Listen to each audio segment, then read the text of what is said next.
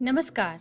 राष्ट्रीय शैक्षिक अनुसंधान और प्रशिक्षण परिषद कला उत्सव समापन समारोह में आप सभी का स्वागत करती है।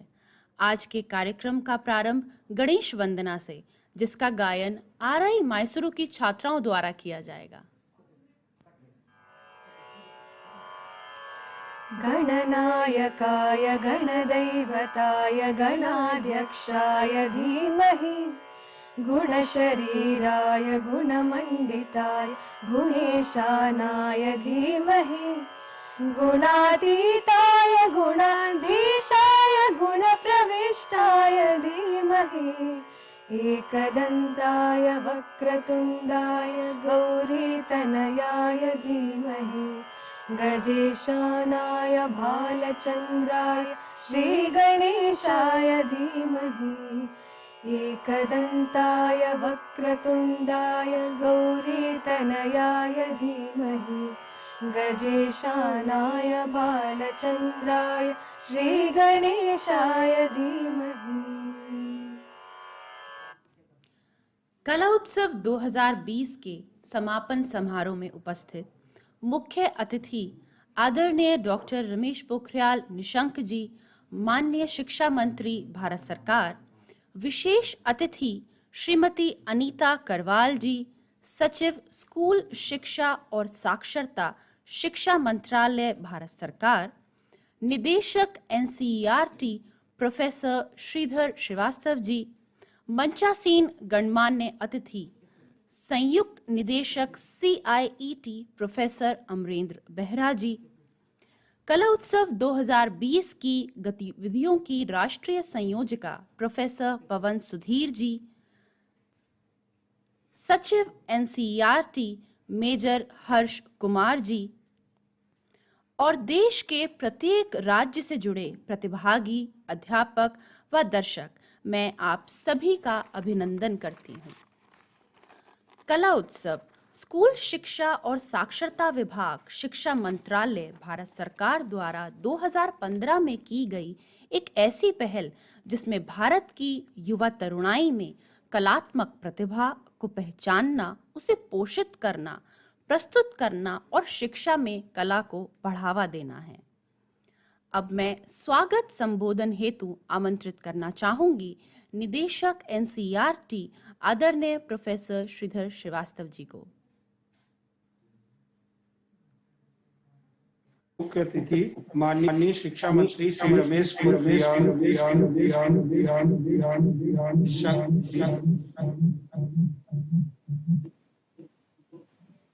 महोदय, आपका हार्दिक स्वागत और अभिनंदन है। महोदय, आपके उत्साहवर्धन और छत्र छाया में इस कार्यक्रम का संपादन हुआ। आज के कार्यक्रम की सम्मानीय अतिथि श्रीमती अनीता करवाल जी, सचिव स्कूल शिक्षा और साक्षरता शिक्षा मंत्रालय, आपका स्वागत है। महोदय, आपके महत्वपूर्ण निर्देशन संस्थान को सर्वदा प्राप्त होता रहा है। हमारे साथ संयुक्त सचिव स्कूल शिक्षा और साक्षरता शिक्षा मंत्रालय श्रीमती LS चैंगसैन उपस्थित हैं, उनका भी स्वागत है। मैं शिक्षा मंत्रालय और NCERT की ओर से कला उत्सव की 9 प्रतिस्पर्धाओं में के निर्णायक सदस्यों, जो कला के विभिन्न क्षेत्रों के प्रतिष्ठित कलाकार हैं, आप सभी का नमन करता हूं। आप सबका स्वागत है इस समारोह में। कला उत्सव को उत्सव बनाने का पूरा श्रेय जाता है देश के कोने कोने से विभिन्न प्रतिस्पर्धाओं में भाग लेने वाले हमारे बच्चों का, जिन्होंने न केवल कला उत्सव में अपनी विलक्षण प्रतिभा का प्रदर्शन किया है, अपितु उन्होंने हमें यह विश्वास दिलाया है कि वे भविष्य में इस देश की अस्मिता और सांस्कृतिक विरासत को आगे अवश्य ले जाएंगे। उन सभी बच्चों का हार्दिक स्वागत है। आज अत्यंत हर्ष एवं उल्लास के इस अवसर पर आभासीय माध्यम से जुड़े विभिन्न प्रतिभागी प्रदेशों, संघ शासित प्रदेशों, केंद्रीय विद्यालय संगठन और नवोदय विद्यालय के अधिकारियों का भी स्वागत करता हूं।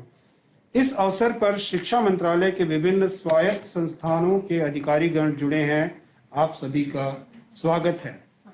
2015 से हम प्रत्येक वर्ष कला उत्सव का एक नया रूप देखते हैं, जिसमें देश के हर राज्य और संघ शासित प्रदेश एवं केंद्रीय विद्यालय और जवाहर नवोदय विद्यालय के माध्यमिक स्तर के हजारों बच्चे स्कूल से जिला स्तर और जिला स्तर से राज्य स्तर पर सफल होकर राष्ट्रीय कला उत्सव में भाग लेते हैं। कोविड-19 के संक्रमण काल में भी कला उत्सव का आयोजन आभासीय माध्यम से किया गया, जो स्वयं में प्रतिभागी टीमों का साहसपूर्ण कदम रहा।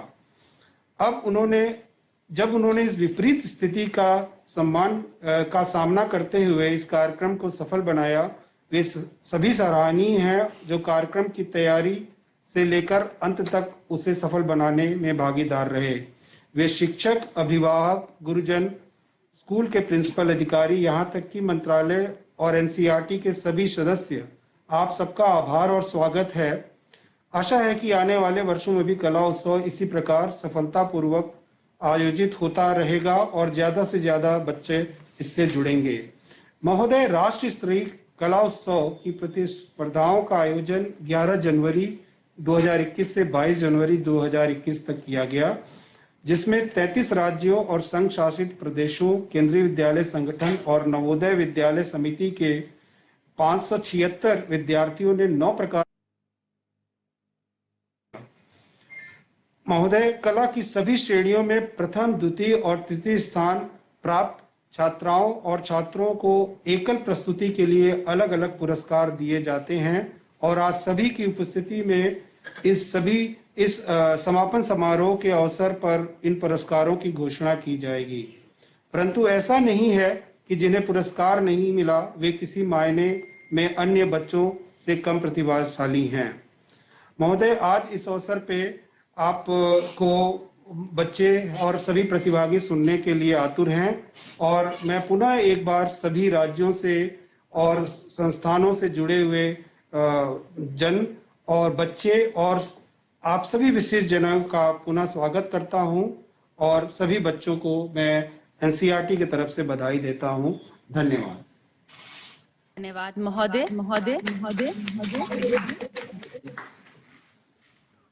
कला उत्सव 2020 की कुछ मधुर व खूबसूरत झलकियां एक चलचित्र द्वारा आप सभी के सम्मुख।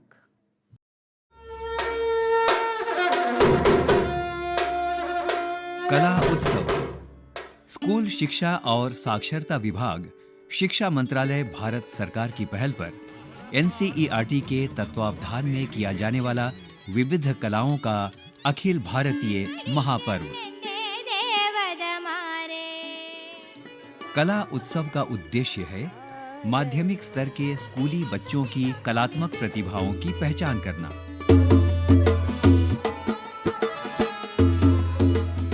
उन प्रतिभाओं को निखारना, उन्हें संबल देना, उनका प्रदर्शन करना और शिक्षण की प्रक्रिया में देश की समृद्ध पारंपरिक विरासत और कला को समावेशित करना, ताकि एक भारत श्रेष्ठ भारत की महती अवधारणा को बाल हृदयों में पारंपरिक कलाओं के माध्यम से चिन्हित किया जा सके। भारत की माटी माटी के कण कण में व्याप्त विविध कलाओं की सुगंध और छटा बिखेरने वाले कला उत्सव की शुरुआत सन 2015 में हुई थी और तब से इस उत्सव का आयोजन प्रतिवर्ष जिला, प्रांतीय और राष्ट्रीय स्तर पर बिना रुके जारी है। कला उत्सव 2020 मुख्य रूप से पारंपरिक लोक कलाओं और शास्त्रीय कलाओं पर केंद्रित था। गायन के अंतर्गत शास्त्रीय और पारंपरिक लोक गायन, मोहरे गाम घड़ा घेरा डाला थारा धनिया को बीज धनिया को बल बीज वादन के अंतर्गत शास्त्रीय और लोक संगीत वादन,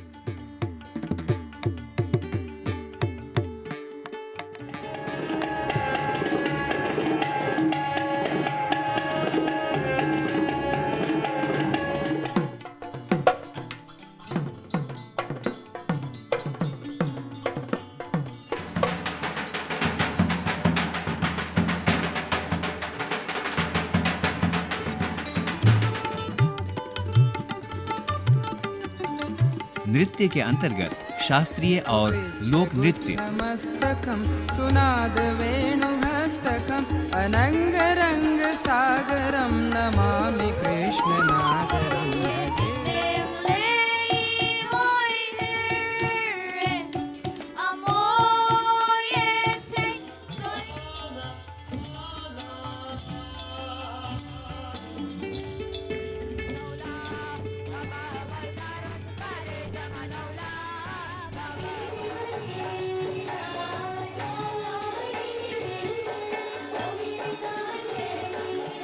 तथा दृश्य कला के अंतर्गत द्विआयामी तथा त्रिआयामी दृश्यांकन।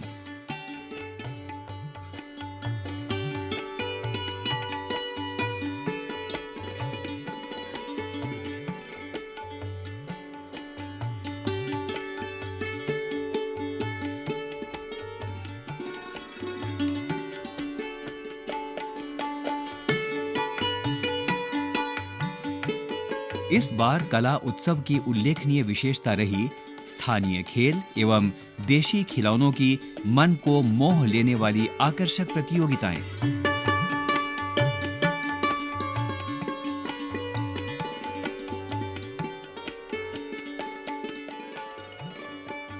और हां, दिव्यांग बच्चों ने भी बढ़ चढ़कर कला उत्सव में भाग लिया।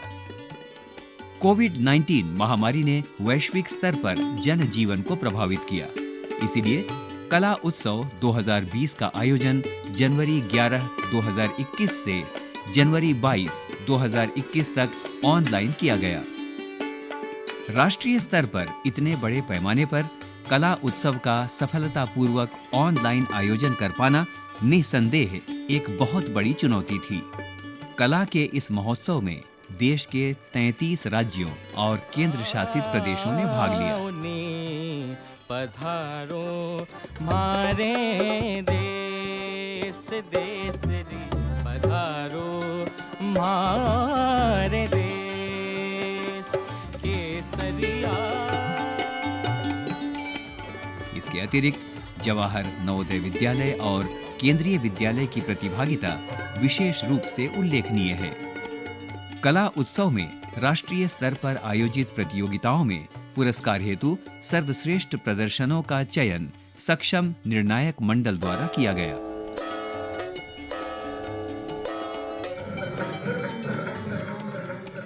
कला उत्सव स्कूल शिक्षा और साक्षरता विभाग, शिक्षा मंत्रालय, भारत सरकार की पहल पर NCERT के सौजन्य से देश के बाल मानस में उकेर रहा है राष्ट्र की विविधतापूर्ण, गौरवशाली, कलात्मक और समृद्ध सांस्कृतिक अस्मिता की पहचान।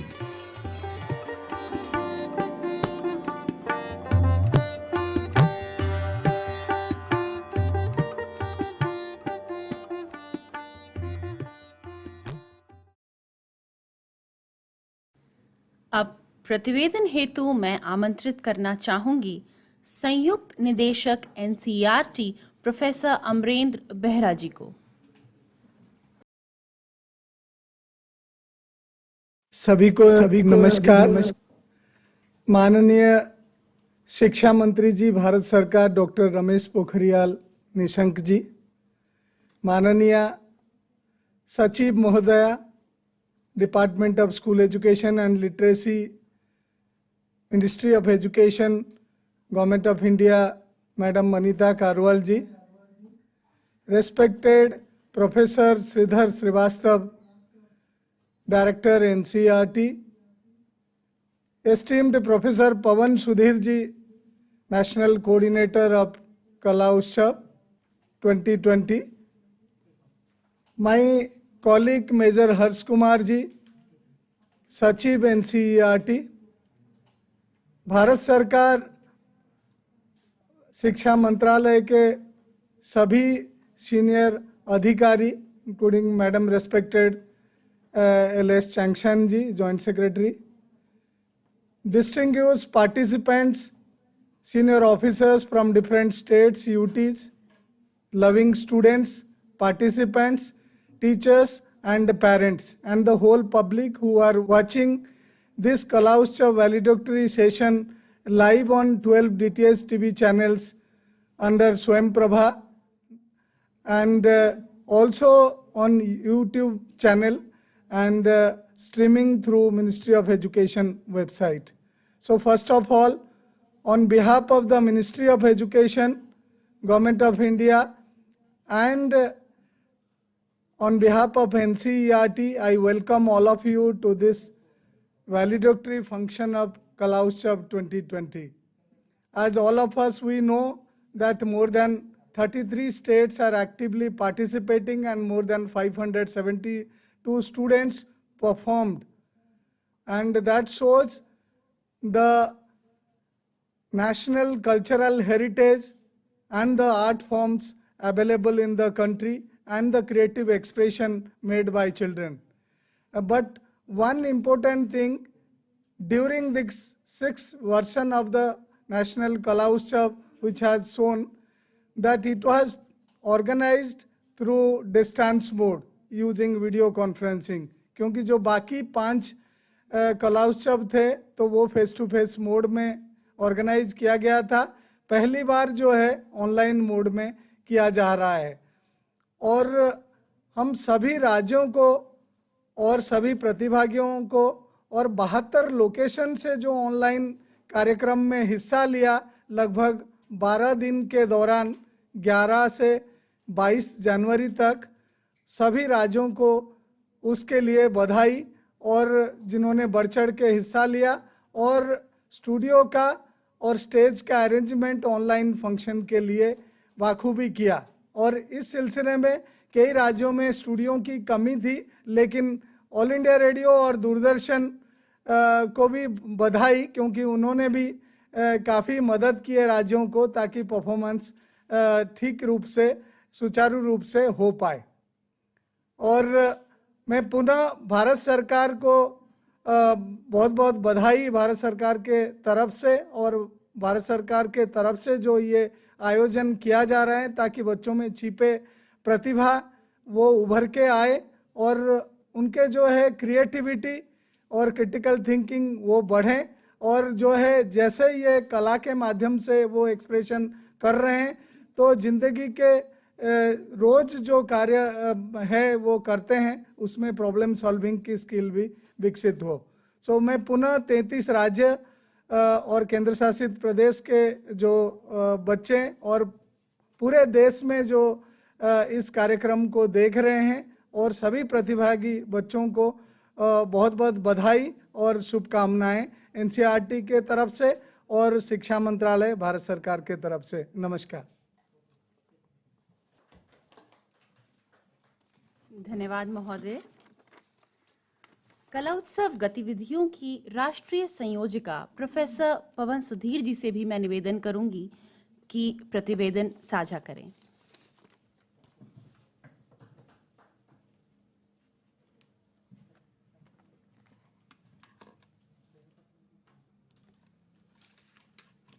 सभी को हृदय से वंदन। आज के समारोह के मुख्य अतिथि माननीय शिक्षा मंत्री जी, सम्मानीय अतिथि विद्यालय शिक्षा एवं साक्षरता विभाग की सचिव श्रीमती अनीता घरावल जी, माननीय संयुक्त सचिव विद्यालय शिक्षा एवं साक्षरता विभाग श्रीमती चेंगसन जी, माननीय निदेशक एनसीईआरटी श्रीधर श्रीवास्तव जी, संयुक्त निदेशक प्रोफेसर अमरेंद्र बेरा जी एवं सचिव एनसीईआरटी मेजर हर्ष कुमार जी, हमारे साथ जुड़े हुए सारे राज्यों के, केंद्र शासित प्रदेशों के, केवीएस और एनवीएस के अधिकारी, हमारे शिक्षा मंत्रालय के सारे अधिकारी, हमारे एनसीईआरटी और आरआईस के सभी शिक्षाविद, सब अधिकारी और सर्वप्रिय बच्चे, उनके अध्यापक और उनके अभिभावक, आप सबको कला उत्सव के सफल समापन के ऊपर बहुत बहुत बधाई देती हूँ और आप सबका अभिवादन भी करती हूँ। मैं संक्षिप्त में रिपोर्ट साझा करना चाहूँगी यद्यपि उसके विषय में हम अपने निदेशक महोदय से और संयुक्त निदेशक महोदय से सुन चुके हैं, सो मैं बहुत ही संक्षिप्त में बात करूंगी। इस कला उत्सव में, जो 6वां कला उत्सव है, 576 टीम्स ने भाग लिया, जिसमें लड़कियों का और लड़कों का बराबर की भागीदारी रही। और ये कहने में मुझे माननीय मंत्री जी बहुत ही प्रसन्नता हो रही है कि हालांकि ये जो 6वां कला उत्सव है, इसमें बहुत सारी चीज़ें पहले की तरह से हैं, पर इसमें बहुत कुछ नया है। पहले हम लगभग 4 ही कैटेगरीज को लेते थे, इस बार हमने 9 कैटेगरीज को लिया। पहले हम जितने बच्चों को मौका दे पाते थे, कोविड-19 के चलते हमने उससे 2 गुना टीम्स को, 2 गुना बच्चों को जो है वो मौका दिया। कुछ जो विशेष बातें इसी कला उत्सव में हुई, उस पे आपकी तवज्जो लाना चाहूँगी। पहली बार माननीय प्रधानमंत्री जी के आह्वान पे शिक्षा मंत्रालय ने खेल खिलौनों को कला उत्सव में जोड़ा। शायद ये पहला ऐसा प्रयास है जिसमें लगभग सभी राज्यों से हमारे पास जो एंट्रीज आई हैं वो बहुत ही उम्दा है। और हमारा जो निर्णायक दल था, निर्णायक मंडल, उनका ये कहना था कि ऐसा तो हम बड़ी बड़ी संस्थाओं में, जैसे NIT की हमारी जो प्रोफेसर हैं, उनका ये कहना था कि हम लोग पारंपरिक खिलौनों पे काम कर रहे हैं, परंतु हमें ये देख के बहुत खुशी हुई कि हमारे बच्चों ने ऐसे यूनिक खेल और खिलौने हमारे सामने ला के रखे जो हमने भी नहीं देखे थे। तो ये हम जान सकते हैं कि कला उत्सव ना केवल एक बच्चों के मिलने का एक ऐसा प्लेटफॉर्म है जहां वो एक दूसरे से बहुत कुछ साझा करते हैं और सीखते हैं, पर बहुत ऐसी कलाएं जो लुप्त हो रही हैं या जिन पे हमारा नज़र नहीं जाती है, उन सबको ला करके भी हमारे सामने रखते हैं। एक और इस बार नया प्रयास किया जो शायद हम कर पाए वर्चुअल मोड के कारण, इस आभासीय स्तर के कारण जिस पे हमने काम किया, वो है कि पहले हम क्लासिकल और पारंपरिक जो हमारी कलाएं हैं उनको साझा एक ही जगह बच्चों को compete करने का, प्रतियोगिता का मौका देते थे।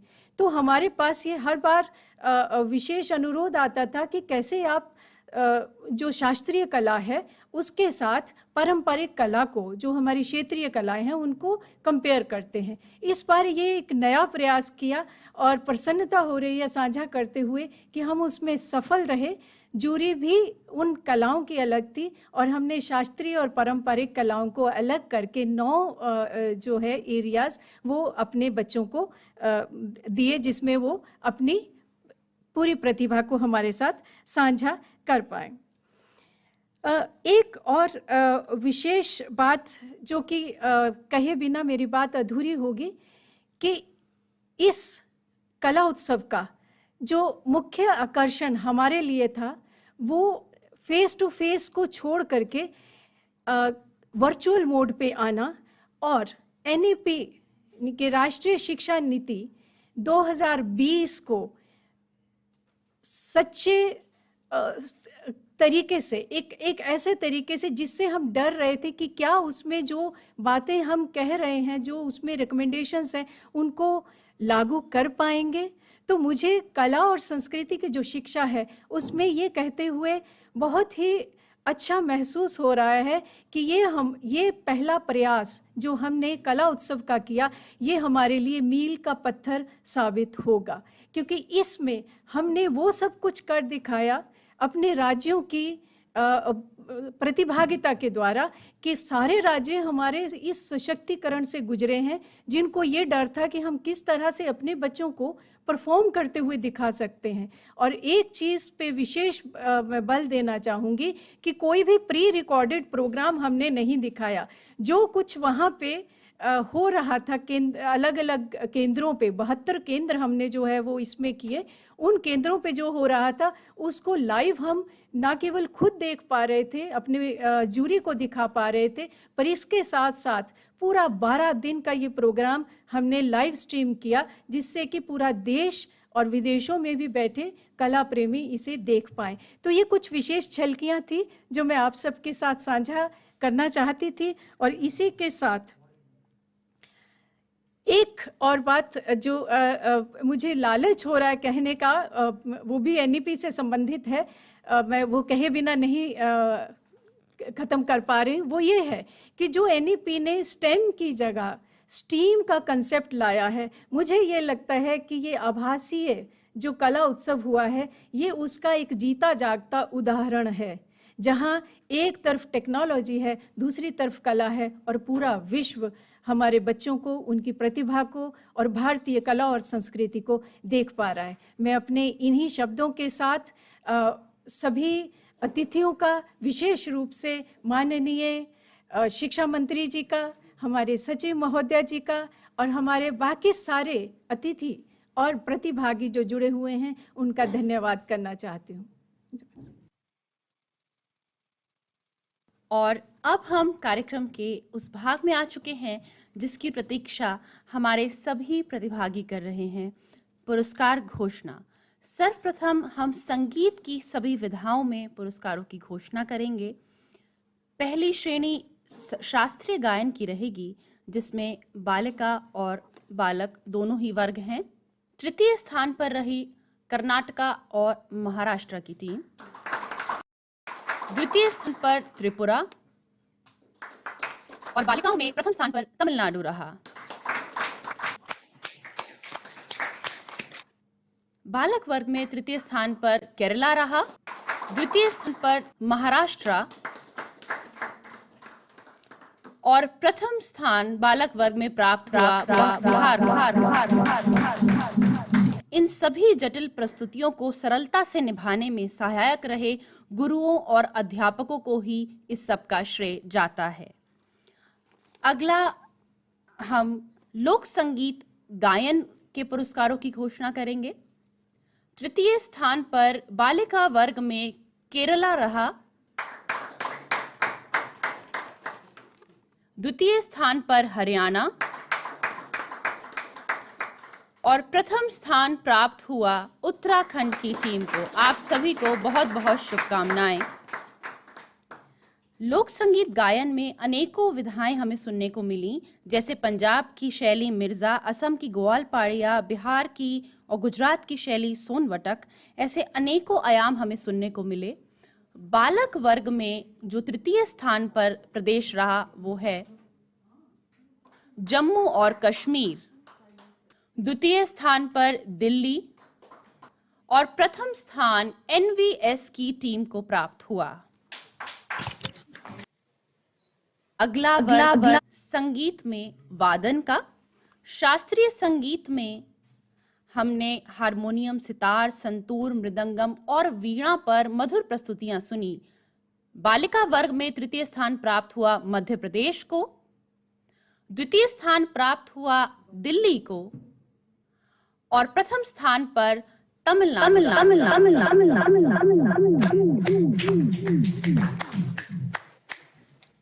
शास्त्रीय वादन में तृतीय स्थान प्राप्त हुआ पंजाब को।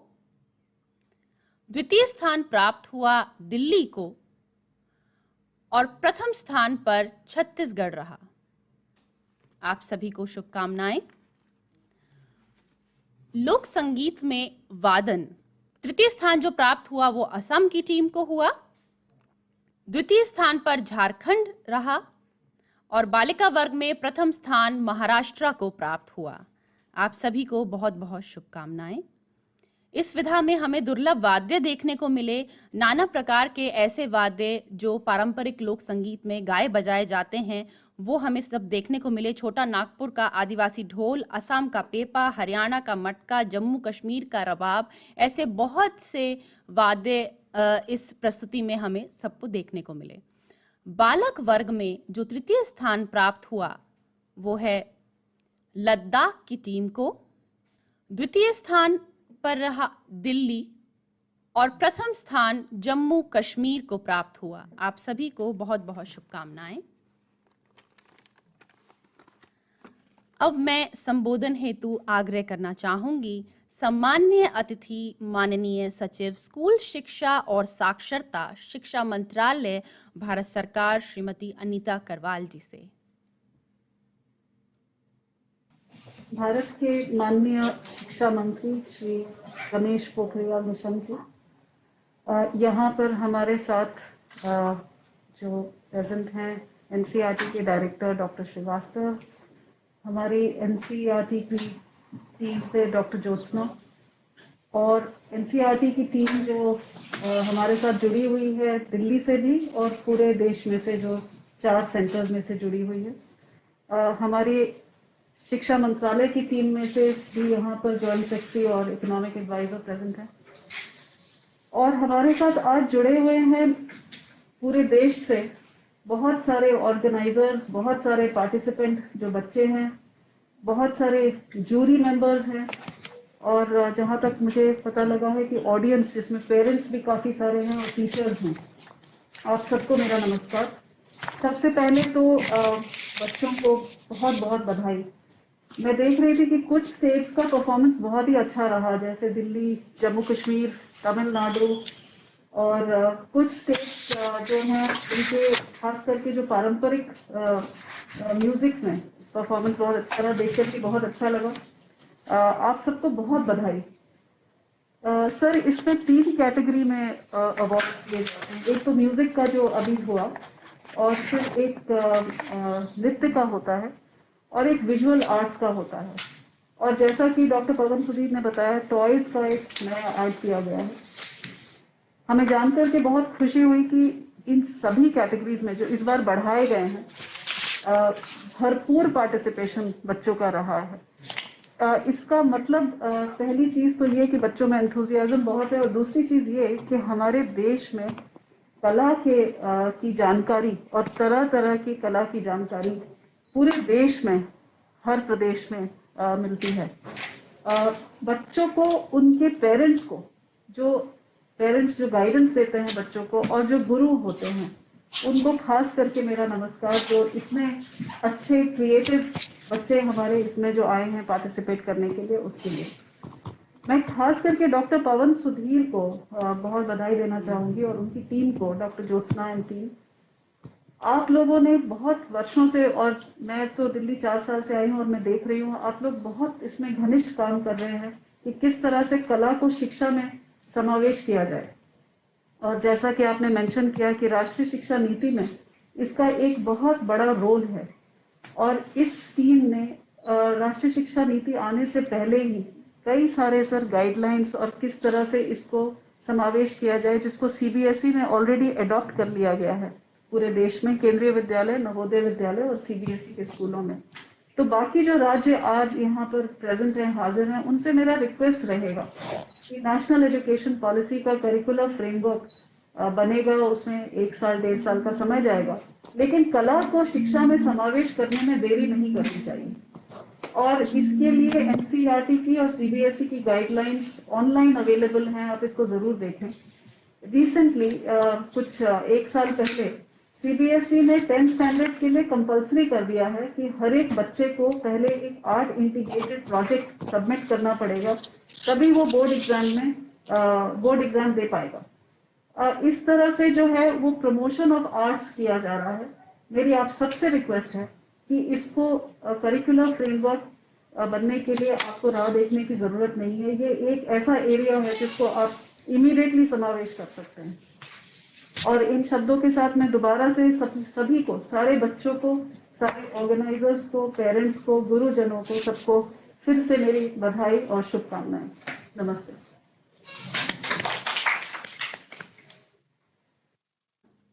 अब अगली श्रेणी में हम पुरस्कार वितरण दृश्य कलाओं का करेंगे, जिसमें द्विआयामी और त्रिआयामी वर्ग शामिल हैं।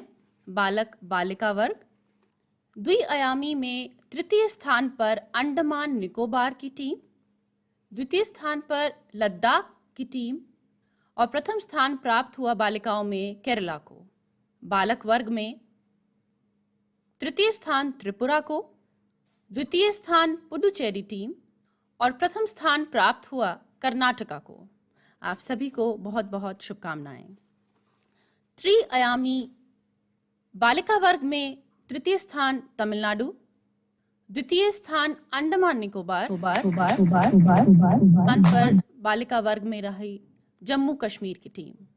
आप सभी को बहुत बहुत धन्यवाद और शुभकामनाएं।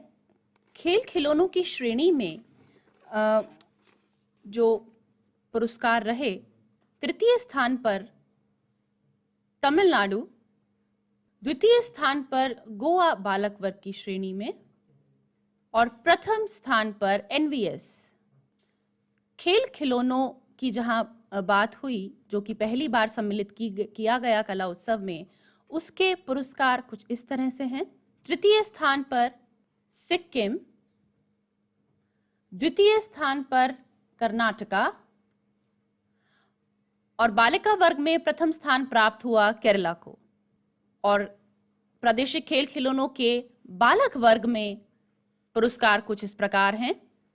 तृतीय स्थान प्राप्त हुआ मणिपुर, द्वितीय स्थान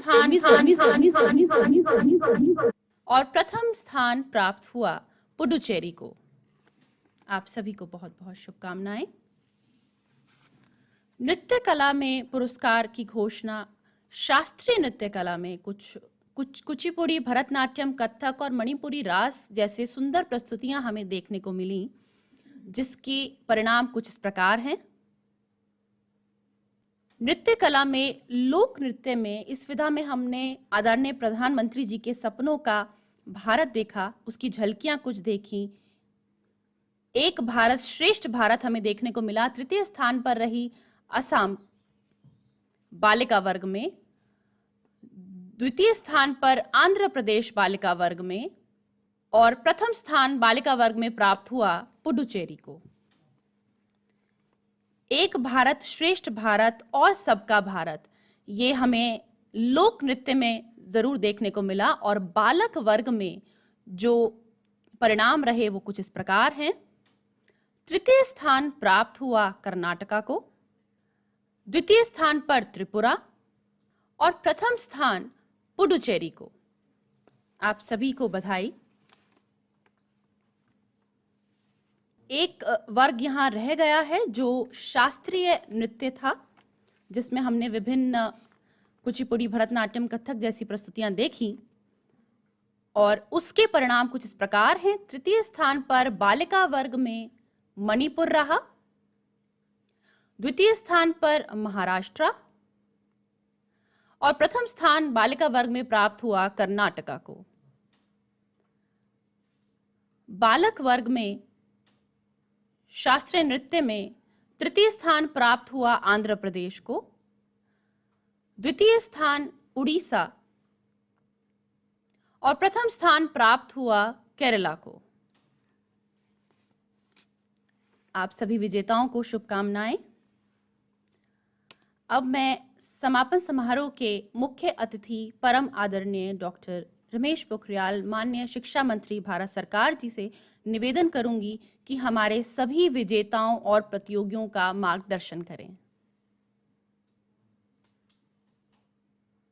2020 के इस अवसर पर देश और पूरी दुनिया से जुड़े हमारे सभी कला प्रेमी, शिक्षाविद और विशेषज्ञ, अभिभावक और छात्रगण तथा इस संपूर्ण आयोजन से जुड़े सभी अधिकारी वर्ग, मैं सबसे पहले तो इस बेहतर आयोजन के लिए आयोजकों सहित सभी सम्मिलित होने वाली पूरी टीमों को मैं बहुत बधाई और शुभकामना देना चाहता हूं।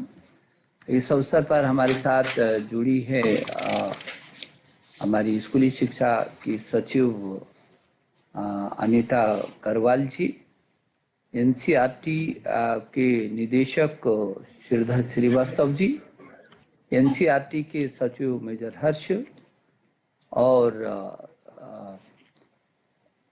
प्रोफेसर बेहरा, हमारे सभी कला उत्सव के निर्णायक सदस्यगण और यहाँ पर केंद्रीय संयोजक पवन सुधीर जी और श्रीमती ज्योत्सना जी और आपकी संपूर्ण टीम, हमारे साथ यहाँ पर जुड़े हमारे संयुक्त सचिव स्वीटी जी और गीतू जी, सभी उपस्थित सभी राज्यों के जो इन छात्र छात्राओं को तैयार करने वाले सभी आदरणीय अध्यापकगण, उनके सभी प्राचार्यगण और सभी उपस्थित विजेता छात्र छात्रा और सम्मिलित होने वाले सभी छात्र छात्राएं और सभी उनके अभिभावकगण, सभी स्कूलों के प्राचार्य और सभी प्रदेशों के शिक्षा विभाग, मैं समझता हूं कि आज हम लोग बहुत हर्ष का अनुभव कर रहे होंगे कि हाँ, ये वो भारत है जिसको पूरा दुनिया पूछती है। हाँ, ये वो भारत है जिसमें विभिन्न कलाओं का एक ऐसा सुंदर और बेजोड़ एक ऐसी परंपरा है, एक ऐसी निधि है जो पूरी दुनिया को न केवल विस्मित करती है बल्कि उसको प्रेरित भी करती है। और मेरे देश के प्रधानमंत्री श्री नरेंद्र मोदी जी ने जिस एक भारत और श्रेष्ठ भारत की बात की है, उस उत्सव ने, इस महोत्सव ने तमाम इन 10-12 दिनों में ये साबित कर दिया है, और वो भी ऐसे वक्त पर जब बहुत विषम परिस्थितियों से होकर के पूरी दुनिया गुजर रही है और देश भी उससे अछूता नहीं है। इस कोरोना काल की ऐसी विषम परिस्थितियों में हमारे देश भर के सभी 33 राज्य जो सम्मिलित होकर के उनके छात्रों छात्राओं ने जो अद्भुत प्रस्तुतियां दी हैं, ये इस बात को भी साबित करता है कि हिंदुस्तान ऐसा देश है जो विषम चुनौतियों में भी आनंद का उल्लास लेकर के साहस के साथ आगे बढ़ने की जिसमें चाह है, जिसमें राह है। ये इस बात को साबित करता है कि जिस देश को विश्व गुरु कहते हैं वो ऐसे ही विश्व गुरु के रूप में नहीं है। उसके अंदर क्षमता है, प्रतिभा है, उसमें लगन है, उसमें जिज्ञासा है, उसमें जिज्ञासा है, उसमें विजन भी है और उस विजन को क्रियान्वित करने का मिशन भी है, उसमें ताकत है। और इसलिए और जो भारत जो संस्कृति का प्राण है और जिसपे पूरी दुनिया ने भारत को ऊंचाइयों तक पहुंचाया है, वो उसकी कला और संस्कृति है। और इसीलिए हमने हमेशा इस बात को कहा है कि अनेकता में एकता विशेषता हमारी है। जो अनेकता है उसमें एकता भी देख रहे थे। विभिन्न राज्यों के कला, संगीत, तमाम प्रकार के नृत्य, वादन, विभिन्न प्रकार के हमारे सामने ऐसा शक्ति का पुंज था। और उसमें हमने कहा कि ये जो विविधता है और उसमें देश एक होता है तो एकता की है। तो इसलिए हम बार बार इसको गूंजते हैं कि जहाँ एक और हम कहते हैं कि अनेकता में एकता विशेषता हमारी है और कला और संस्कृति पूरी दुनिया में न्यारी है, अनेकता में एकता विशेषता हमारी है। पूरी दुनिया में हमारी संस्कृति और कला बहुत अद्भुत है, न्यारी है, पूरी दुनिया के लिए प्यारी है, संसार में न्यारी है। और ये विशेषता हमारी है, ये हमारी ही विशेषता हो सकती है दुनिया में। और इसीलिए तो हम गर्व से माथा ऊंचा करके कहते हैं, मेरा हिंदुस्तान, मेरा भारत, जो विविधताओं में एकता का देश है और जिसमें पूरी दुनिया को समाने की ताकत है, क्षमता है। और वो इसका प्रदर्शन एक भारत और श्रेष्ठ भारत के रूप में यहाँ पर हुआ है। मैं बहुत बधाई देना चाहता हूँ। आपने पवन सुधीर जी, आपने कुछ बिंदुओं को बोला, चाहे खेल खिलौने के माध्यम से, पारंपरिक खेल खिलौने के साथ हस्तकला से लेकर के बहुत सारी कलाएं। और जो सबसे बड़ी बात है कि पारंपरिक कलाएं और जो चीजें हमारी लुप्त होती जा रही हैं, जो हमारा वैभव था, जो हमारे पास हमारा पारंपरिक ज्ञान और विज्ञान और था, वो जिस तरीके से वो हो रहा था, लुप्त हो रहा था, हम फिर एक बार पूरा देश जगेगा और जग गया है इन्हीं बिंदुओं पर और यही गतिविधियों पर। तो देश एक खड़ा होकर के और ये आत्मविश्वास दिलाता है कि हाँ, हमारी जो चीज हमारी है, जो सारी दुनिया में विख्यात रही है, जिसने दुनिया को जीवंत किया है, जीवन दिया है, वो जीवंतता और जीवन दर्शनता वो हमारी ही है। और हम फिर इसको मुखर होकर के अपनी कलाओं के माध्यम से, अपनी संस्कृति के माध्यम से, अपने अभिनय, वादन, गीत, संगीत, नृत्य, नाट्य, तमाम विधाओं के माध्यम से हम फिर उसको जीवित करके पूरी दुनिया में उस खुशी को सरसाएंगे। कई बार हम लोग कहते हैं ये जो भारत है ये उत्सवों का देश है, और उत्सव माने उल्लास, हर्ष, खुशी, और 365 दिनों में यहाँ 366 उत्सव होते हैं। ये है देश। उल्लास और हर्ष कौन मनाएगा? जिसमें खुशियां होंगी, जो खुशियों को बांट सकता है, दे सकता है, जिसमें अभिप्सा होगी कुछ देने की, कुछ करने की, कुछ बांटने की, वो देश है मेरा। ये हिंदुस्तान खुशियों का देश है। मुझे याद आता है कि मुझे 3 साल 4 साल पहले भूटान ने बुलाया था, और मेरी एक पुस्तक पर सम्मान तो दिया था, लेकिन उन्होंने मुझे खुशियों का राजदूत बनाया था। तो मुझे लगा कि खुशियों का देश तो भूटान तो है ही, वो अपनी जो उनका मानक है अपने को नापने का, प्रगति का, वो सूचकांक उनका खुशी ही है। तो मुझे वहां भूटान में बैठ करके मैं सोच रहा था कि ये तो देश खुशियों का देश, तो हिंदुस्तान में 365 दिनों में 366 उत्सव मनाते हैं, खुशियां बांटते हैं, हर मौके पर कोई ना कोई खुशियां बांटते हैं। खुशियों को देने की ताकत है हमारे अंदर, क्षमता है, वातावरण है, और हम पूरी दुनिया को हर्षित करना चाहते हैं, खुशियां बांटना चाहते हैं। हम दुख में भी रह करके खुशियां बांटना चाहते हैं, और इसलिए पूरी दुनिया को हम अपना परिवार मानते हैं। हम तो हमेशा ही कहते हैं, हाँ, यम निजा परोवेती गणना लघु चेतसाम उदार चरता, हम तो वसुधैव कुटुंबकम, वसुधा को अपने परिवार के रूप में मानते हैं, और उस परिवार को खुशियां बांटना चाहते हैं। उस परिवार में किसी को दुखी नहीं देखना चाहते हैं। सर्वे भवन्तु सुखिनः, सर्वे सन्तु निरामया, ये हमारी संस्कृति। इस संस्कृति को हम अपनी कला के माध्यम से, अभी अनीता जी ने बताया कि हम किस तरीके से जो नई शिक्षा नीति लाए हैं, उसमें अपने इस पारंपरिक ज्ञान को, विज्ञान को, संस्कारों को, हमारी पारंपरिक जो रीति हैं, नीतियां हैं, परंपराएं, उन सबको समाहित करना चाहते हैं। हम वही देश चाहते हैं, फिर वही देश चाहते हैं जिसने विश्व का मार्गदर्शन किया। और मेरे देश के प्रधानमंत्री बार बार कहते हैं 21वीं सदी भारत की सदी है। विवेकानंद जी ने भी तब कहा था कि जरूर इस समय उन्होंने दुनिया में जाकर के इसका उद्घोष किया था कि 20वीं सदी हो सकता है दुनिया की होगी, लेकिन 21वीं सदी हिंदुस्तान की होगी। और आज वो 21वीं सदी की शुरुआत में ही ये पूरा दुनिया इस भारत का वैभव देखने लायक को देखने लगा है। और मैं ये समझता हूँ ये जो उत्सव हैं उसी की एक कड़ी है, मेरे एक भारत श्रेष्ठ भारत की कड़ी है। और मैं सभी विजेताओं को और जो इसके साथ जुड़े उनको बहुत बधाई देना चाहता हूँ। मुझे भरोसा है कि अब आपका अभियान रुकेगा नहीं, थकेगा नहीं, झुकेगा नहीं, झुकने का तो कोई नाम ही नहीं है।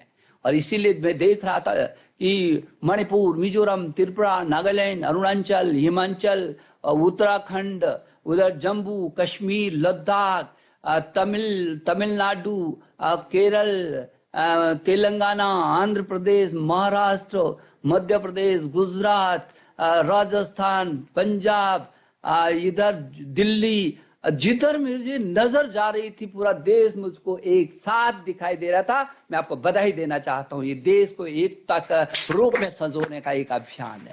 ये हमारी ताकत है, ये हमारी ताकत है। इस ताकत को हमको बढ़ाना है, इस ताकत को एहसास भी कराना है। यह हमारी ताकत है। हमारा मन अकलुषित है, तभी तो हमने पूरी दुनिया को कहा ये हमारा परिवार है। हम माता भूमि पुत्र हम पृथ्व्या पूरी धरती पुकारते हैं, और इसलिए ये संस्कार हमारा है। इन संस्कारों को हम स्कूली शिक्षा से देना चाहते हैं। हमारा ज्ञान क्या है, हमारा विज्ञान क्या है, और जो महत्वपूर्ण है हमारी परंपराएं क्या है, हमारे संस्कार क्या है, हमारी संस्कृति क्या है। क्योंकि संस्कृति और संस्कार किसी भी व्यक्ति के, किसी भी परिवार के, किसी भी राष्ट्र के वो जीवन होता है, प्राण होता है। जिस तरीके से संस्कार विहीन व्यक्ति को जैसे प्राण चला जाता है तो वो एक लाश हो जाती है। अभी तक तो जीवित था तो व्यक्ति था, और व्यक्ति के बाद वो जैसे प्राण उसके निकलते हैं, उससे कोई चीज हटती है तो वो एक निष्प्राण केवल लाश के रूप में परिवर्तित हो जाता है। ऐसे किसी भी व्यक्ति और परिवार, समाज और राष्ट्र की अपनी संस्कृति होती है। संस्कार हो, परिवार हो, व्यक्ति हो, वो लाश की तरह है, जरूर अपने को ढो रहा होगा लेकिन जिंदा नहीं हो सकता है वो। और इसलिए ये हमारी परंपरा रही, हमारे संस्कार हमारी आत्मा है। हमारे तो गीता ने भी आत्मा और परमात्मा को जोड़ा है। हमारे पास विजन है, हमारे पास दर्शन है, हमारे पास आचार है, हमारे पास व्यवहार है, हमारे पास संस्कृति है, हमारे पास संस्कार है, हमारे पास प्रकृति, हमारी संस्कृति को जोड़ने की ये विधाएं हैं, इनको हम लुप्त नहीं होने देंगे। हमारे पास प्रकृति, आज पूरी दुनिया हमारे सामने आकर के खड़ी है। दुनिया महसूस करती है इस बात को कि भारत की जो ये संस्कृति थी, जो प्रकृति के साथ जब जुड़ाव होता है तो वो संस्कृति होती है। संस्कृति हमेशा रचना का काम करती है, निर्माण का काम करती है, सृजनात्मक होती है।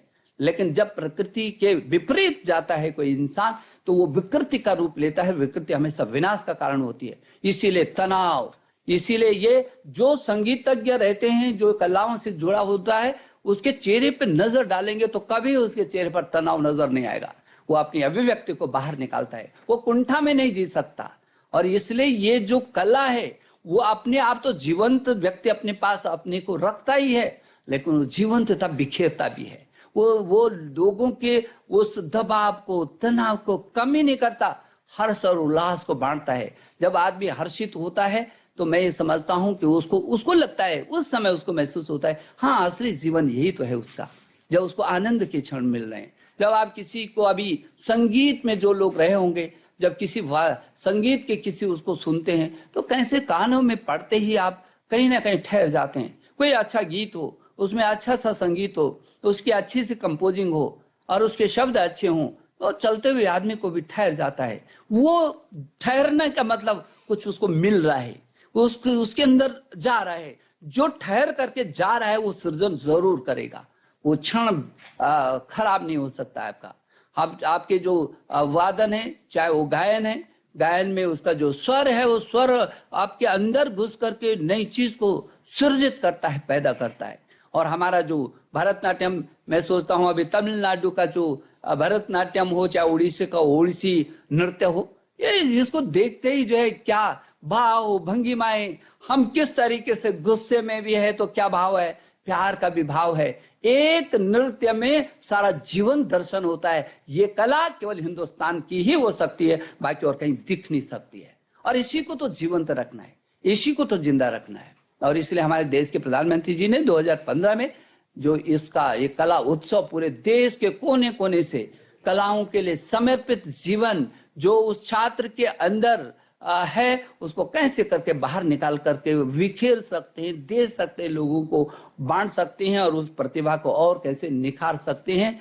तो मैं जितने भी विशेषज्ञ जुड़े हुए हैं आज मेरे साथ, उनका मैं अभिनंदन करता हूँ। संगीत, नृत्य और कला ये पूरे विश्व के लिए एक जीवंतता का प्रमाण है, इसकी जरूरत है।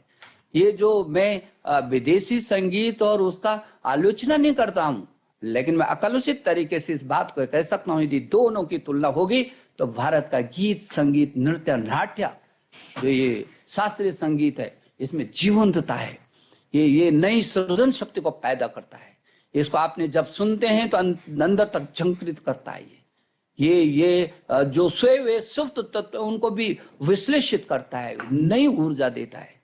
और ये मेरे भारत के गीत संगीत में ही हो सकता है। तो इसलिए मैं ये समझता हूँ भरत मुनि का चाहे वो ग्रंथ हो, तमाम हमारे उन लोगों का जिन लोगों ने जो ईश्वर की दी हुई वो विधाएं हैं, रचनाएं हैं, शक्तियां हैं, उनको संजो करके बिखेरने के लिए हमको दिया है, लोगों तक को भेजने के लिए हमको दिया है। मैं एनसीईआरटी का जो शैक्षणिक कैलेंडर प्रज्ञाता जैसी पहल जो किया है, मैं एनसीईआरटी को भी मैं शुभकामना देना चाहता हूं। स्वयं प्रभा अभी बेहरा जी चर्चा कर रहे थे और हमारे निदेशक श्रीधर जी ने इन बातों को कहा है कि हमने किस तरीके से कला को अब अपने बच्चों के साथ जोड़ करके कला, साहित्य, संगीत, इन सभी चीजों को बच्चों के साथ जोड़ करके किस तरीके से आगे करने की कोशिश की है। मुझे इस बात की भी खुशी है कि कोविड-19 के दौरान ही इस देश में आमूल चूल बड़े बड़े परिवर्तन हुए हैं। और जब पूरा दुनिया ऐसे संकट से, गहरे संकट से गुजर रही थी, तब हम नई शिक्षा नीति को लेकर के आए, हम प्रज्ञाता को लेकर के आए, हम मनोदर्पण को लेकर के आए, हम ऑनलाइन शिक्षा को, एजुकेशन को लेकर आए। कोई सोच भी नहीं सकता था कि क्या 33 करोड़ छात्रों को ऐसी विषम परिस्थिति में ऑनलाइन शिक्षा मिल पाएगी। ये हिंदुस्तान का ही ताकत हो सकती है और पूरी दुनिया ने उसको महसूस किया, स्वीकारा है। अब हम जो नई शिक्षा नीति, इसलिए मैं CBSE को भी कहूँगा, हमारे यहाँ पे के भी कमिश्नर होंगी, नवोदय के कमिश्नर होंगे, यहाँ पर CBSE के चेयरमैन होंगे, मैं NCERT के डायरेक्टर होंगे, NIOS के चेयरमैन होंगे। मैं इन सबसे निवेदन कर रहा हूँ कि आप तेजी से इस दिशा में नई शिक्षा नीति, ऐसी शिक्षा नीति जो टैलेंट की खोज भी करेगा और टैलेंट के साथ उत्कृष्ट कोटि का कंटेंट भी सुनिश्चित करेगा और तब पेटेंट को लेकर के आएगा। ये पेटेंट करना है हमको, अपने हर विधा को पेटेंट करना है। हम टैलेंट को खोजेंगे भी, उसको विकास भी करेंगे, उसका विस्तार भी करेंगे। हम कंटेंट, उत्कृष्ट कोटि का कंटेंट चाहिए हमको। पाठ्य जो चर्या है, जो पाठ्यक्रम है, उसको उत्कृष्ट कोटि का हमको चाहिए, उसको भी सुनिश्चित करेंगे। इन दोनों को मिलाकर के, उसके टैलेंट और उसके कंटेंट को मिलाकर पेटेंट को करेंगे। पूरी दुनिया में हमको दिखाना है कि हम शोध और अनुसंधान में भी हम कहीं पीछे नहीं है। और इसलिए हमारी जो ये नई शिक्षा नीति है, जो मातृभाषा में शुरुआती दौर से होती है, ताकि उस बच्चे की सभी जो अंदर सृजनात्मक को, उसको जिस अपनी ही भाषा में कैसे करके निकाल सकता है, वो उठा सकता है, बढ़ा सकता है और उसको आगे लेकर के दौड़ सकता है। इसलिए जो नई शिक्षा नीति है वो मातृभाषा में प्रारंभ, और हमने 10+2 को खत्म कर दिया और 5+3+3+4 कर दिया। दुनिया के लिए बहुत उत्सुकता है। 5 को भी 3+2 में जोड़ा, उसको भी बाकायदा विजन के साथ लेकर के जाना चाहते हैं।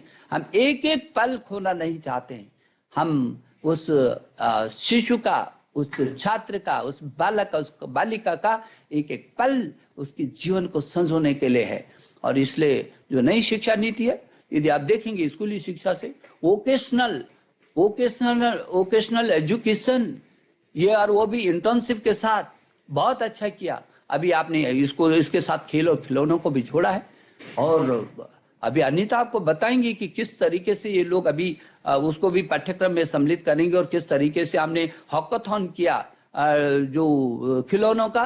कितना बड़ा ये आत्मनिर्भर भारत, जो मेरे देश के प्रधानमंत्री ने कहा, अकेला खिलौना 10,500 करोड़ का खिलौना इस देश में आवंटित होता है, जाता है, उसकी खपत है और 80% उसमें भी बाहर से आता है। जबकि पूरी दुनिया में 7 लाख करोड़ का मार्केट है।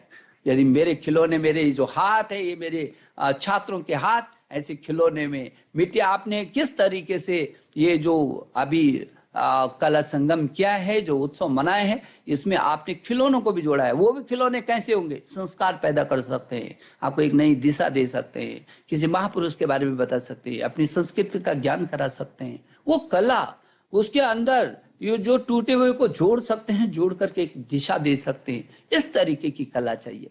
ये पर्यावरण मित्र कला चाहिए, खिलौने चाहिए। तो ये जो आपने किया है, ये भी बहुत अच्छा है कि आज की वर्तमान परिस्थितियों में इसकी जरूरत थी। और मैं शुभकामना देना चाहता हूं कि जो भी इस खिलौनों के उससे जुड़े हैं, चाहे वो प्रथम, द्वितीय, तृतीय ना आ पाए हों, लेकिन मैं जरूर चाहूंगा कि आयोजकों से, यहाँ पर तिवारी बैठी हुई हैं, उधर सुधीर जी हैं, मैं ये चाहूंगा कि इसको एक जगह संग्रहित जरूर करें क्या है, और दोबारा इस पे एक पूरे देश के अंदर एक और फिर ऐसे एक प्रतियोगिता की जरूरत है। और उसको पाठ्यचर्या में कैसे करके भविष्य में सम्मिलित करना, इसकी भी मैं जरूरत महसूस करता हूँ। मुझे भरोसा है कि जो कला की दिशा में हमने शांति, एकता और प्रेम, जो हमारा मुख्य ध्येय है, जिससे पूरी दुनिया भारत से अनुप्राणित होती है, प्रेम, सत्य और अहिंसा, ये 3 ऐसी ताकत है हमारे पास, जो हमारी पहचान भी है। हमारा संस्कार हमारी पहचान है, हमारा जीवन मूल्य हमारी पहचान है। हम हर क्षेत्र में बढ़ते हैं, लेकिन अपने को खो करके नहीं बढ़ते, अपने अस्तित्व को खो करके नहीं करते। अपना अस्तित्व को भारत की संस्कृति में समाहित करते हुए दुनिया को बताना चाहते हैं कि हमने मशीन नहीं बनाया है, हमने मनुष्य को मनुष्य बनाया है। और इसलिए ये जो नई शिक्षा नीति है वो नेशनल भी है, वो इंटरनेशनल भी है, वो इंटरैक्टिव भी है, वो इम्पैक्टफुल भी है, वो इंक्लूसिव भी है, वो इनोवेटिव भी है और वो इक्विटी, क्वालिटी और एक्सेस की आधारशिला पर खड़ी है। हम अंतिम छोर के बच्चे को भी नहीं छोड़ना चाहते हैं, इसलिए वोकेशनल जो एजुकेशन है 6वीं से शुरू कर रहे हैं। 6वीं से वो 6वीं, 7वीं, 8वीं, 9वीं, 10वीं, 11वीं, 12वीं स्कूल से बाहर निकलते वो एक ऐसे व्यक्तित्व के रूप में जिसको मानवीय मूल्यों के आधार पर भी खड़ा हो, जो अपनी संस्कृति के उस वाहक, ध्वजवाहक के रूप में भी काम करे और जो अपनी परंपराओं को साथ लेकर के ज्ञान, विज्ञान, अनुसंधान के साथ पूरी दुनिया में आगे बढ़ने की ललक रख सके। ये इस कला का, ये जो कला उत्सव है, ये इसका एक नमूना आपने प्रस्तुत किया है 9 कलाओं के रूप में। चाहे शास्त्रीय संगीत में देख रहा था कि आपने 9 कलाओं को किया है, जहां आपने भारतीय कलात्मक अनुभव को पहचानने और खोजने का, अभ्यास करने का और प्रदर्शन, संपूर्ण प्रक्रिया जो आपने की, ये पहला चरण है कि कैसे कलात्मक अनुभव को वो पहचाने, वो खोजे, वो अभ्यास करे और प्रदर्शन करे, वो कैसे संपूर्ण इस प्रक्रिया से होकर के वो गुजरे। बहुत अच्छा किया है। जो प्रतिभागी विद्यार्थी हैं वो अपनी जीवंत कला शैली को प्रस्तुत करने के साथ साथ वो सांस्कृतिक अनुभव और मूल्यों के आधार पर जीवन जिएंगे भी।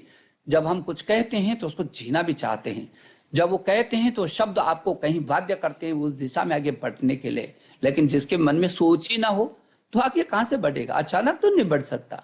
पहले विचार आता है मन में, विचार आता है, विचार आने के बाद आदमी फिर कृतित्व करता है उसको, फिर आगे बढ़ता है, फिर जो कठिनाई आती है उसका मुकाबला करता है, फिर उसका रास्ता तय होता है। मुझे भरोसा है कि इस कला और संस्कृति से जुड़े जितने भी विभिन्न क्षेत्रों में 9 कलाओं में जिन भी छात्र छात्राओं ने अपनी अभिव्यक्ति को प्रस्तुत किया है, वो आप जरूर उसको जिएंगे और उसको एक मिशन रूप में, एक जुनूनी स्वभाव के साथ उस काम को आगे बढ़ाएंगे। मैं उनको शुभकामना देना चाहता हूँ। आपको मालूम है कि कला तो व्यक्तियों में संस्कृति का प्रचार प्रसार करता है। ये उत्सव शिल्पकार, कलाकार और संस्थाओं और विद्यालयों को ये आपस में एक सेतु का काम करेगा। ये जो संस्थाएं हैं, जो कलाकार हैं, जो विभिन्न क्षेत्रों के ऐसे जो प्रतिभाएं हैं, उनका समन्वय का काम ये करेगा। और आपको तो मालूम है कि भारत की चाहे सांस्कृतिक कला और दर्शन जो है विश्व में इसकी सबसे समृद्ध विरासत रही है और इस विरासत को ही संभाले रखने की आज जरूरत है। मेरे छात्र छात्राओं, मैं आपको शुभकामनाएं देना चाहूँ। मुझे भरोसा है कि आप इस विरासत को संभालेंगे भी, संरक्षित भी करेंगे और उसको आगे भी बढ़ाएंगे। यदि देखा जाए तो जो कला के विद्यार्थी हैं वो रचनात्मक दिशा में और संज्ञानात्मक दिशा में, इन दोनों दिशाओं में वो आगे बढ़ने के लिए आपकी ये कला हमेशा आपके साथ खड़ी होती है। जरूर विविध सांस्कृतिक जो विरासत है उसका अन्वेषण, आदान प्रदान और अनुभव के लिए जो ये मंच हर वर्ष एक उत्सव के रूप में आपको मिल रहा है, ये आपके लिए इससे बड़ा मंच क्या हो सकता है? ये तो दुनिया का सबसे बड़ा मंच है। 33 करोड़ छात्र छात्राओं का मंच यदि हो, इसमें यदि उच्च शिक्षा को एक बार केवल स्कूली शिक्षा को भी ले तो 26 करोड़, 27 करोड़, 28 करोड़, कई देशों की आबादी नहीं है। मैं बार बार ये कहता हूं कि जितनी तो संख्या केवल छात्र छात्राओं की इस देश के अंदर है, अमेरिका की कुल आबादी उतनी नहीं है। उनकी 32 करोड़ कुछ करोड़ आबादी होगी, हमारे तो 33 करोड़ छात्र छात्राएं। और इसलिए जब हम किसी बात को बोलते हैं तो वो 33 करोड़ परिवारों में जाती है और वो 33 करोड़ के छात्र छात्र के माता और पिता भी उस बात को रहे तो 99 100 करोड़ होता है। और इसलिए ये भारत का जो शिक्षा विभाग है ये पूरे देश का प्रतिनिधित्व करता है और हमको अपना भारत, वही भारत बनाना है। इसलिए ये हमारे लिए बहुत बड़े अभियान के रूप में एक भारत और श्रेष्ठ भारत का हमको दर्शन कराना है, लोगों को आत्मनिर्भर भारत का दर्शन कराना है, आपको हमारे सांस्कृतिक धरोहरों की न केवल पहचानना है, उसको आगे भी बढ़ाने का हम ये पारंपरिक ज्ञान और उसको समृद्ध करने का है। अब जो गायन में चाहे संगीत में आप शास्त्रीय संगीत कर रहे हो तो उसमें अपनी ताकत है।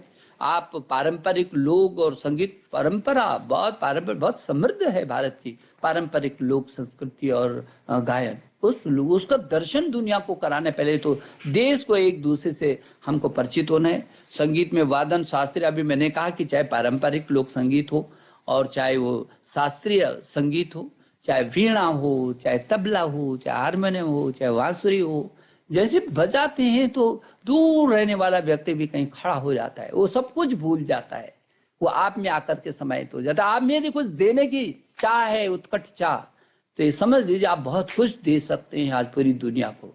आप मानवता को बहुत कुछ दे सकते हैं, उनकी छिपी हुई उन संवेदनाओं को उभार सकते हैं, क्योंकि गीत, संगीत और कला छिपी हुई संवेदनाओं को उठाता है। और आप सब जानते हैं कि जिस व्यक्ति में संवेदना नहीं, और उसको तो हम पत्थर से भी परे मानते हैं। जब संवेदना ही नहीं है तो निर्जीव ढो रहा है वो अपने को। और इसलिए इन संवेदनाओं को खड़ा करने का ये जो हमारा अभियान है, नृत्य है, चाहे शास्त्रीय नृत्य है, चाहे आपने लोक नृत्य किया है, दृश्य कला, चाहे चित्रकला है, चाहे प्रिंट है, और मूर्ति कला, दृश्य कला जो त्रिआयामी है, उसमें भी अब मूर्ति कला है। मूर्ति बहुत खूबसूरत मूर्ति हो रही है। चित्रकला में आपने एक ही चीज में सब कुछ दिखा दिया, मूक तरीके से बहुत कुछ दिया जा सकता है। कई बार बहुत चुपचाप संकेतों में बहुत कुछ दिया जा सकता है। बहुत बोलने से कोई लाभ नहीं होता, बहुत कम मौन रहने से कुछ संकेत भी बहुत बड़े परिवर्तन का कारण हुए हैं। और इसलिए कभी छोटी छोटी बातें ही हमें दुनिया में बड़े बदलाव का कारण होती हैं। हमेशा ही हमने देखा है, बड़ी बड़ी बातों को करके बड़े काम नहीं होते, छोटी छोटी प्रयास बड़े बदलाव का कारण होते हैं। और मुझे भरोसा है कि स्कूली शिक्षा से जो ये बदलाव अपने देश की संस्कृति और देश के उसको हो रहा है, ये बदलाव निश्चित रूप में ये भारत को उसकी ऊंचाइयों पर करेगा और मानवता का पाठ पढ़ाएगा पूरी दुनिया को। और इसलिए मुझे लगता है कि ये जो 9 विधाएं आपने की हैं, बहुत खूबसूरत विधाएं हैं। मैं आपको शुभकामना देना चाहता हूँ, मैं बधाई देना चाहता हूँ। ये बात सही है कि टेक्नोलॉजी और इसका दोनों का संगम करना है। हमने गीत संगीत को अपनी तकनीकी की दृष्टि से और उभारना है। और इसीलिए आपको मालूम है कि जहां हम लोगों ने इस नई शिक्षा नीति में पूरा मैदान खाली छोड़ दिया छात्र छात्राओं के लिए। मेरे प्रिय छात्र छात्राओं, यदि आप मुझे सुन रहे हैं तो आपको कितनी खुशी होगी कि आप किसी भी विषय को ले सकते हैं, किसी भी विषय के साथ कि जिस चाहे विषय को ले सकते हैं, जिसमें आप दौड़ सकते हैं, जिसमें आपका आत्मविश्वास हो कि हाँ मैं इस क्षेत्र में बहुत कुछ कर सकता हूँ। तो आपको कोई बंधन नहीं है, पूरा मैदान आपके लिए खाली है। और इतना ही नहीं, ये जब चाहे तब आप आओ और जब चाहे जाओ। इससे बड़ा मजेदार बात क्या हो सकती है? तो कोई बंधन नहीं और निराश होने की भी जरूरत नहीं। यदि 1 साल बाद छोड़ना चाहते हो, जाओ ना जहां आपको अच्छा लग रहा है, लेकिन 1 साल में भी आपको सर्टिफिकेट मिल जाएगा। लेकिन यदि 2 साल में भी आपके परिस्थिति में ऐसा लग रहा है कि मैं पढ़ना तो चाहता था लेकिन मेरे पारिवारिक परिस्थितियां, कोई घटनाक्रम में कुछ होता है, 2 साल में आपको छोड़ने के लिए विवश होना पड़ता है, तो आपको लाचार नहीं होना पड़ेगा। अब 2 साल में भी आपको डिप्लोमा मिल जाएगा और 3 साल में तो आपको डिग्री मिलेगी। लेकिन यदि 2 साल और 1 साल बाद आपके मन में आ रहा है कि नहीं मुझे वहीं से और शुरू करना है, अब मेरी परिस्थितियां मेरे अनुरूप है, मैं अपने जीवन को और संवारना चाहता हूँ, भविष्य को, आप आइए ना। आप जहां छोड़ करके गए हैं आप वहीं से आगे आपको करना पड़ेगा। आपको भटकने की जरूरत ही नहीं है। आपका जो ये बैंक है, क्रेडिट बैंक, आपको बाकायदा जहां वो सारा बैंक आपका जमा रहेगा, चाबी भी आपके हाथ में होगी। आप खोलो और जहां पर आपने छोड़ा था वहां से आगे दौड़ना शुरू कर दो। ये इसकी खूबसूरती।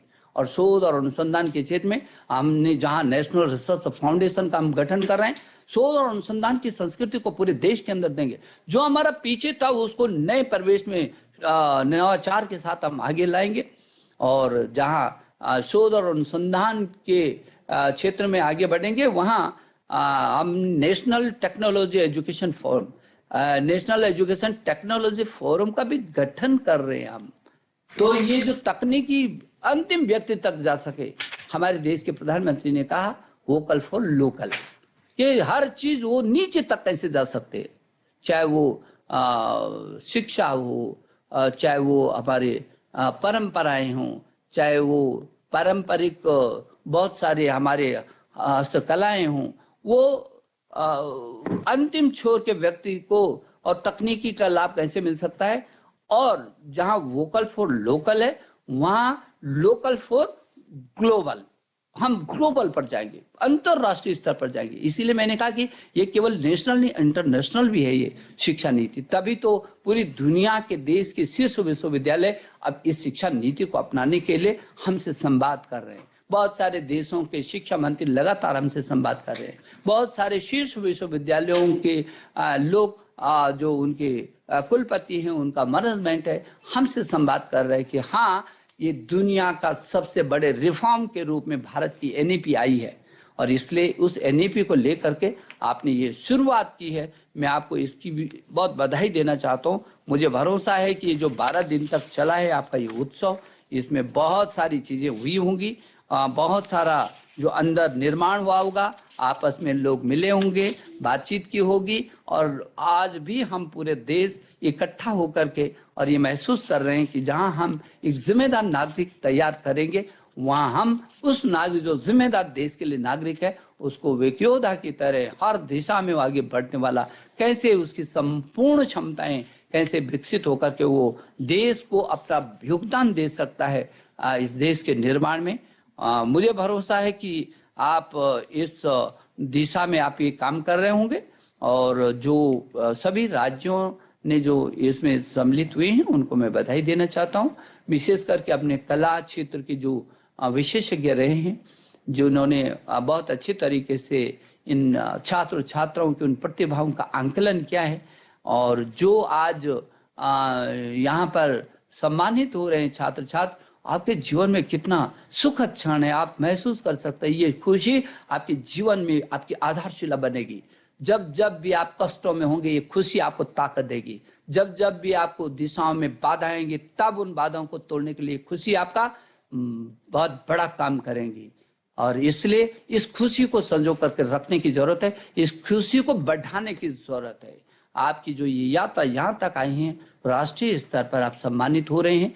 मुझे भरोसा है कि आप हमेशा लगातार ये जो पड़ाव है आपका, अब ये और तेजी से बढ़ने का एक अभियान होगा और उस जुनून के साथ आप उस शिखर तक पहुंचेंगे जब हम, मेरा देश आप पर गर्व कर सकेगा, पूरी दुनिया आपको नाज से आपका नाम ले सकेगी और भारत की जो संस्कृति और कला है पूरे विश्व को एक नया जीवन दे सकेगी। मैं एक बार पुनः सभी आयोजकों को और जुड़े हुए सभी भाई और बहनों को मैं इस अवसर पर, जब उत्सव हम मना रहे हैं, जब कला और संस्कृति से हम जुड़े हुए हैं, मैं एक बार हृदय की गहराई से आपका अभिनंदन करता हूँ। बहुत बहुत धन्यवाद। नमस्ते।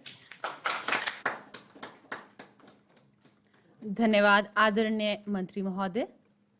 धन्यवाद प्रस्ताव हेतु मैं आग्रह करना चाहूंगी सचिव एनसीईआरटी मेजर हर्ष कुमार जी से।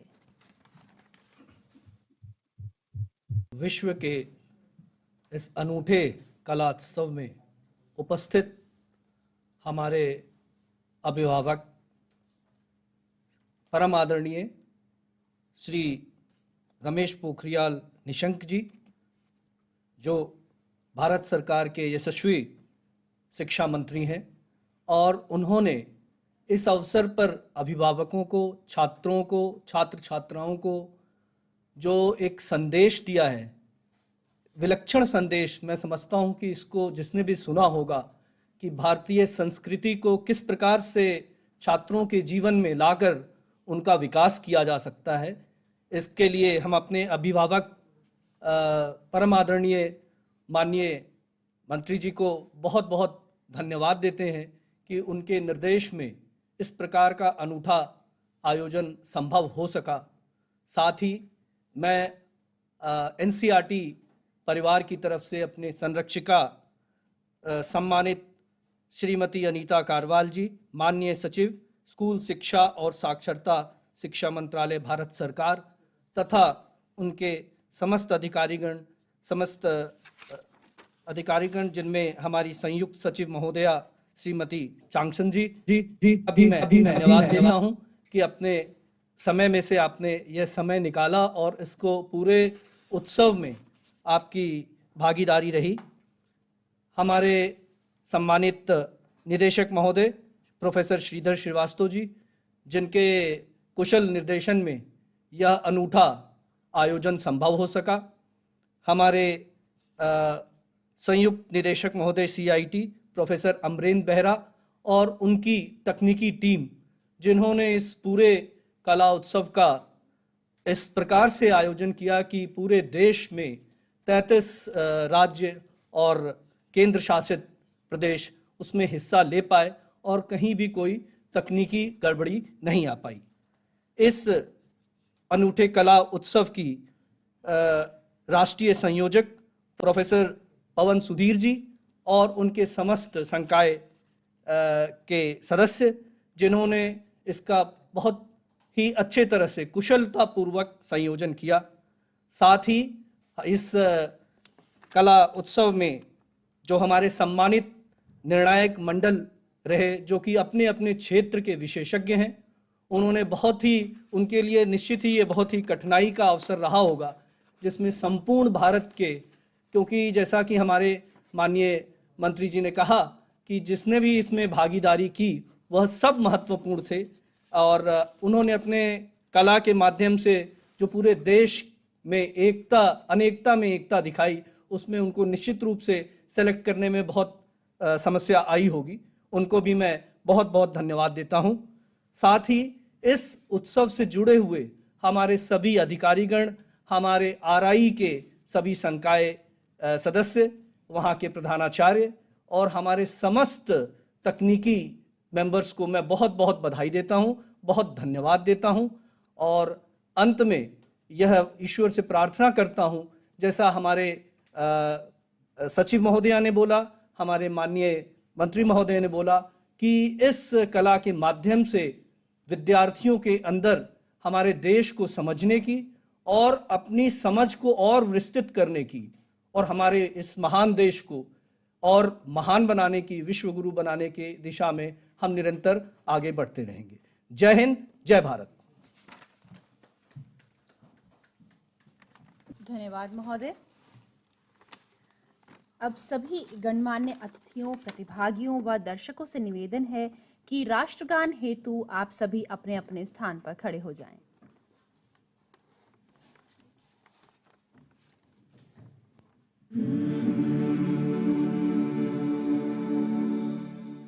जन गण मन अधिनायक जय हे भारत भाग्य विधाता।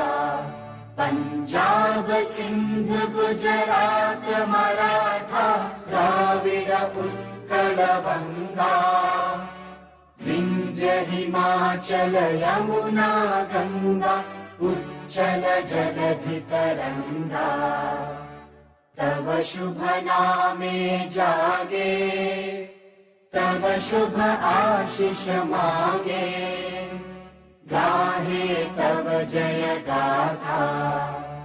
जन गण मंगलदायक जय हे भारत भाग्य विधाता। जय हे, जय हे, जय हे, जय जय जय जय हे।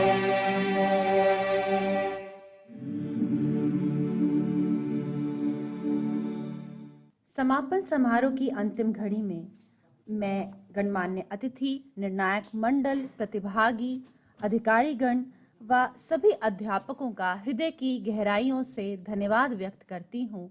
जय हिंद, जय भारत।